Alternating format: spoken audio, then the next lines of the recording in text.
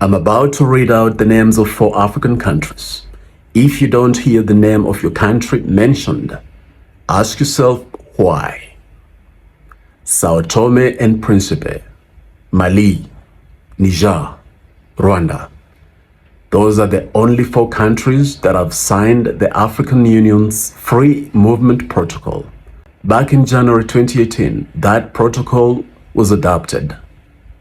It needs 15 countries to ratify it before it can come into force. Currently, only those 4 have ratified it.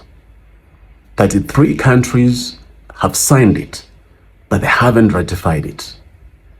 We are now calling on 11 African countries to stand up and be counted, to make history by joining those 4 countries so that this critical protocol can come into force.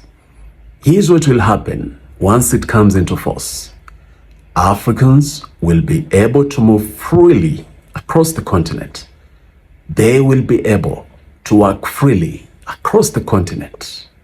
They will be able to trade freely. Picture the towns in your country, for instance, Lagos and Abuja. Do you know how you as Nigerians are able to move freely, trade freely in those towns?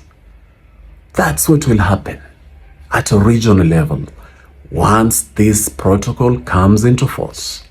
Yes, I know that there are several stages that will have to be followed, but this protocol is going to fast track and activate the Africa Continental Free Trade Area because Africans will be able to travel freely across the continent, which is exactly what we need. And nobody should have any fear that this means an erosion of national identities. The fact that Ugandans can freely travel to Ghana doesn't mean that Uganda will be any less Ugandan or that Ghana will be any less Ghanaian. The fact that South Africans can travel freely to Kenya doesn't subtract at all from the Kenyan-ness of Kenya. We, the people of Africa, must be able to visit each other freely, to travel across the continent freely and as easily as possible.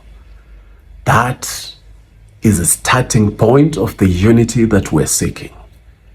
So we are calling on 11 African countries to stand up and be counted to ratify this protocol. It's about time. 7 years is too long. It's too long.